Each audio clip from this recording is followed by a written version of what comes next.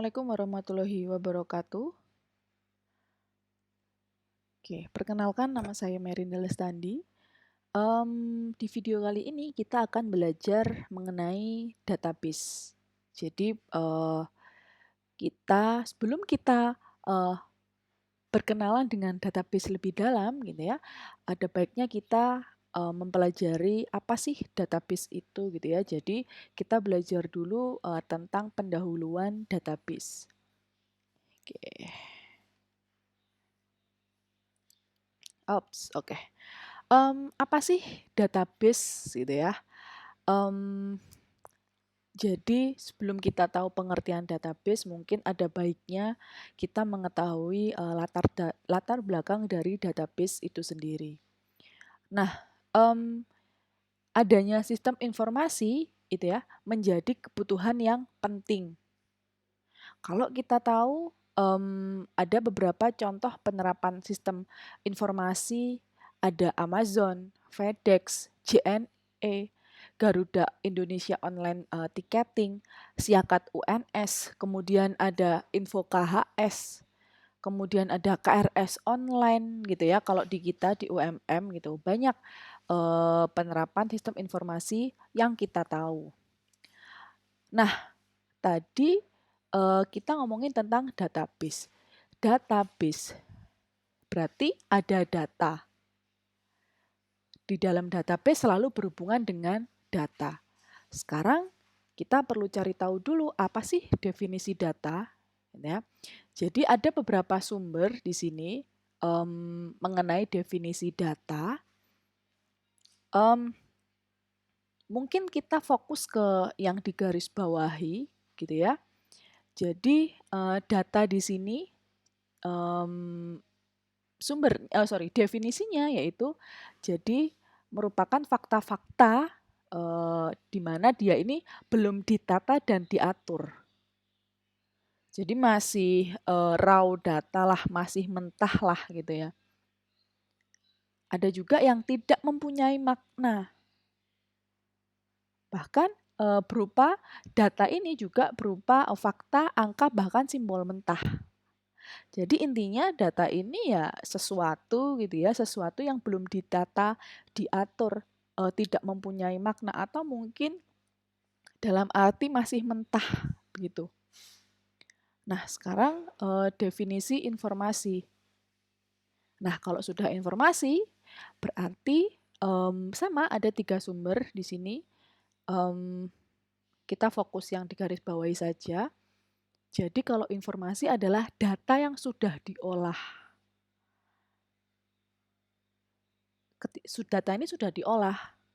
Kalau sudah diolah berarti akan meningkatkan pengetahuan bagi seseorang yang akan memakainya. Kemudian bermanfaat dalam pengambilan keputusan. Bisa dipahami ya. Jadi kalau data ini masih benar-benar mentah, kalau informasi, ini data yang sudah diolah. Sama nih dengan kita misalnya dengan kabar atau sesuatu gitu ya. Besok libur kuliah misalnya. Itu informasi atau data? Jelas nggak? Gitu ya. Kalau ngomongin informasi, datanya jelas nggak? Misalnya dosennya karena sakit atau apa gitu ya. Jadi kita harus tahu nih perbedaan dari data dan juga informasi. Kalau data dia masih mentah, gitu ya. Kalau informasi data yang sudah diolah, kurang lebih seperti itu. Nah, kesimpulan dari informasi yang sudah disebutkan tadi gitu ya, informasi merupakan olahan dari data. Oke, informasi memberi nilai tambah atau pengetahuan bagi yang mendapatkannya. Informasi dapat digunakan untuk pengambilan keputusan. Di bawah ini termasuk data atau informasi ya kira-kira. Nah, kalau dilihat di sini, ini tuh masih mentah. Kenapa masih mentah? M001 ini apa ya? Kecap ABC ini apa ya? Kemudian 10.500.000 ini apa ya? Oh, kita tahu M01 ini berupa kode. Kecap ini barangnya misalkan. 10 juta ini nominal, tapi kita nggak tahu ini tuh apa. Nah, ini adalah masih berupa data, yaitu masih mentah. Nah, bedanya dengan tabel berikut ini sudah berupa informasi. Kenapa? Sudah jelas nih. Oh, ini 7 penjualan barang terbesar pada swalayan X. Periodenya periode Agustus tahun 2014. M001 dan seterusnya ini adalah kode barang. Kecap, Pepsodent, dan seterusnya ini adalah nama barang. 10 juta, 8 juta, dan seterusnya ini adalah nilai penjualan. Nah, ini kan jelas. Gitu ya. Sudah ada data yang diolah. Nah, ini disebut juga dengan informasi. Nah, kurang lebih seperti ini contohnya. Nah, kalau tadi kita lihat contohnya bisa berupa tabel, di mana tabel ini merupakan 7 penjualan barang terbesar dari swalayan X, di mana periodenya periode Agustus 2014. Nah, informasi juga dapat berupa peringkasan atau filtering. Contohnya yang kita sebutkan tadi, kemudian ada perataan atau averaging, contohnya rata-rata data nilai mahasiswa. Ya, misalnya mata kuliah perancangan sistem informasi, misalnya kelas A atau kelas B, C, D. Gitu ya. Di dalam kelas A ada 30 mahasiswa misalnya, B berapa mahasiswa dan seterusnya. Ini 32 misalkan, 35, 40 misalnya. Nah, ada mahasiswa A, B, C dan seterusnya. Nah, rata-rata ini didapat dari mana? Misalnya pada mata kuliah perancangan sistem informasi ada dalam satu semester ada 4 tugas. Kemudian kuisnya ada 2, ada UTS, ada UAS. Nah, itu di rata-rata. Rata-rata data nilai mahasiswa itu disebut berupa juga bisa disebut sebagai informasi. Informasi apa? Informasi rata-rata mahasiswa A misalkan pada mata kuliah perancangan sistem informasi. Misalnya, ada juga informasi juga dapat berupa penyajian grafik. Misalnya seperti di bawah ini. Gitu ya. Jelas. Ini grafik apa ya? Oh, grafik penjualan barang Agustus tahun 2014 di swalayan X. Merah ini apa ya? Merah ini kecap misalnya, biru gula dan seterusnya. Jadi jelas, sudah ada data yang diolah di dalamnya. Oke. Nah, sekarang kaitannya sistem informasi dengan database apa gitu ya? Jadi bisa dilihat di sini pada gambar, ya. Database ini posisinya di sini nih misalnya. Kemudian dia berhubungan dengan sistem informasi dan kita sebagai user atau sebagai pengguna. Kita sebagai user atau pengguna menggunakan S ini untuk apa sih? Misalkan melakukan pembelian barang, memperoleh informasi cuaca, membantu pengambilan keputusan, dan sebagainya. Gitu ya. Jadi kita sebagai user itu yang melakukan aktivitas. Aktivitas apa? Memperoleh informasi cuaca misalnya, melakukan pembelian barang gitu ya. Kalau misalkan di dalam perusahaan atau gudang gitu misalkan, wah barang gulanya habis. Berarti kan kita harus berhubungan dengan sistem informasi. Dari mana kita tahu kalau gulanya habis? Ada di database. Nah, kurang lebih seperti itu ya. Nah, dari tadi sudah tahu nih, data itu apa, informasi apa, contoh data seperti apa, contoh informasi seperti apa, kaitannya database dengan sistem informasi seperti apa. Nah, sekarang apa sih database itu sendiri gitu ya? Jadi database itu kalau bisa kita lihat ringkasan dari ketiga sumber ini, sebenarnya database ini adalah kumpulan data yang terkait. Kumpulan data yang terorganisasi yang saling terkait satu sama lain. Kumpulan data. Jadi ada beberapa data, lebih dari satu data. Di mana data itu terorganisasi dan saling terkait satu sama lain. Itu ya. Itu yang disebut dengan database. Oke, kesimpulannya, database ini menghimpun data yang terkait atau berhubungan. Database juga disebut dengan kumpulan data dalam database adalah terstruktur dan teradministrasi. Jadi gak amburadul gitulah istilahnya ya. Jadi terstruktur, tertata lah. Kemudian pada database juga bisa melibatkan lebih dari satu organisasi. Misalnya ada Alfamart lah gampangannya. Alfamart Tlogomas dengan Alfamart Batu. Misalnya ini punya satu database, sangat mungkin boleh. Nah, ini disebut dengan distribute database. Nah, jauh sebelum ada database, sebelum digunakan database, awalnya para user gitu ya, masih menggunakan sistem berkas atau file system. Jadi semua data tersimpan dalam sebuah file. Contoh aplikasinya yang dibuat dengan bisa dilihat itu COBUL gitu ya. Nah, kekurangan dari sistem berkas namanya juga sistem berkas. Berarti datanya terpisah-pisah dan terisolasi. Memungkinkan duplikasi data. Dia ketergantungan program dan data. Ketidakkompatibelan program terhadap berkas. Bisa jadi nih nggak kompatibel satu sama lain. Makanya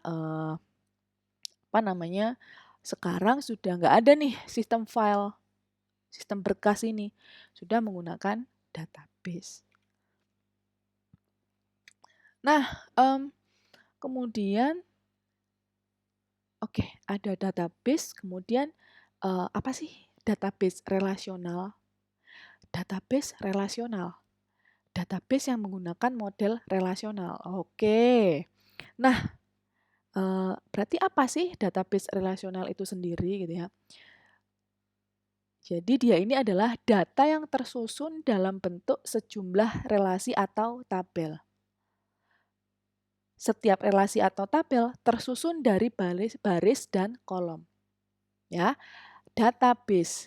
Kalau tadi disebutkan adalah kumpulan data yang terorganisasi satu sama lain. Data tersebut dalam bentuk relasi atau tabel. Di dalam tabel tersusun dari baris dan kolom. Bisa dilihat di sini. Ya, ini tabel provinsi. Misalkan ini database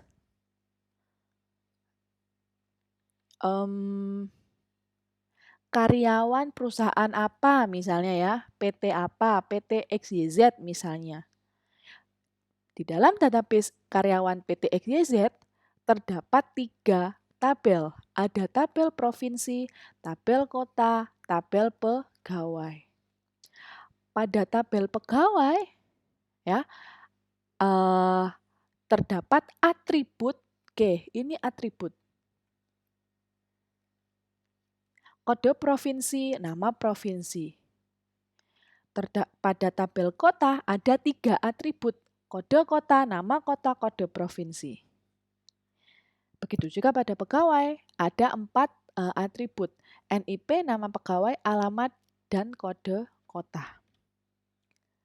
Nah, dalam database relasional, suatu tabel bisa berhubungan atau berelasi dengan tabel lain. Ya, jadi misalnya tabel provinsi ini bisa berelasi dengan tabel kota. Tabel kota bisa berelasi dengan tabel pegawai.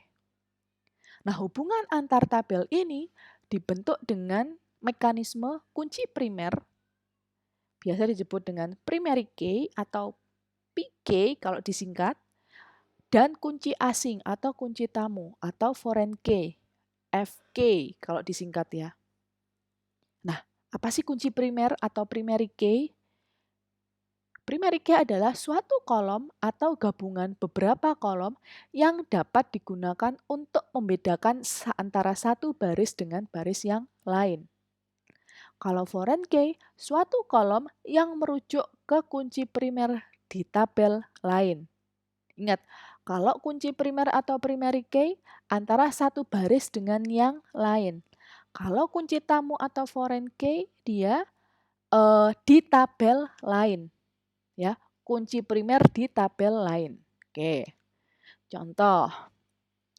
Masih dengan contoh yang sama di awal tadi, ada 3 tabel pegawai kota, kemudian provinsi. Nah, NIP ini adalah primary key. Ya, setiap kita mau buat tabel pasti akan ada primary key. Primary key mahasiswa apa? NIM. Apa sih primary key itu?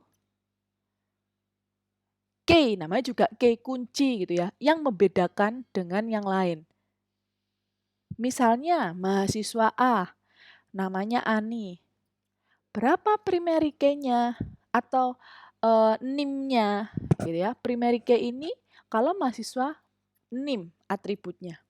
Misalkan 2018 101 bla bla bla 019. Nggak mungkin ada double primary key di sini. Sama kayak NIK.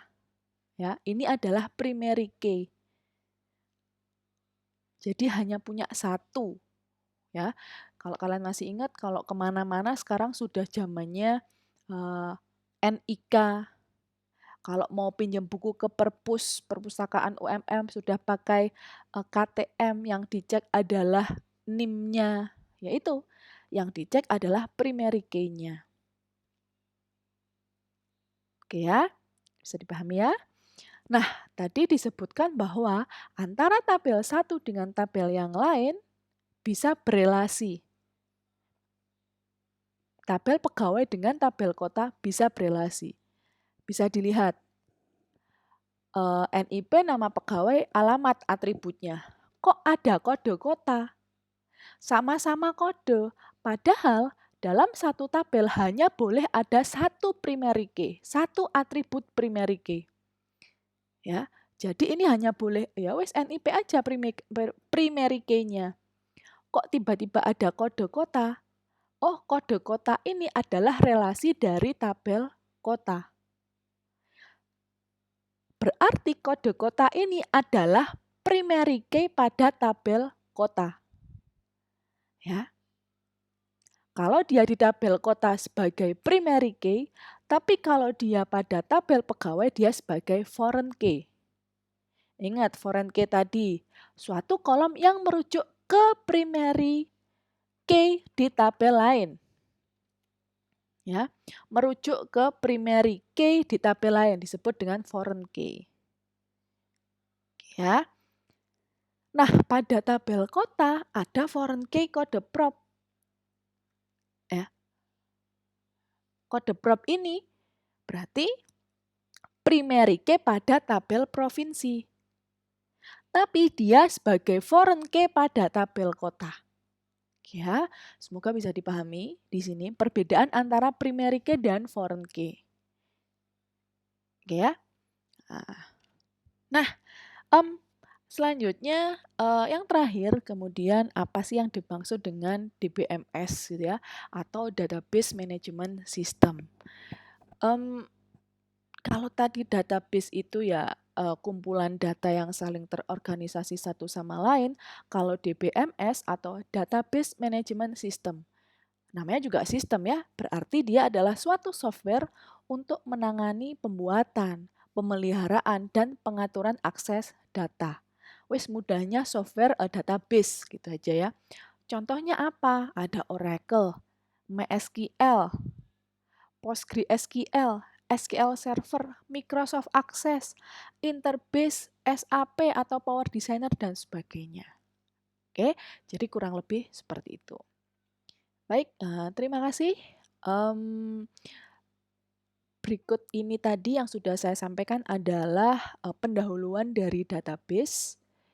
Untuk pertemuan selanjutnya kita akan membahas mengenai relasi dan entity relationship diagram database. Baik, terima kasih. Saya akhiri. Wassalamualaikum warahmatullahi wabarakatuh.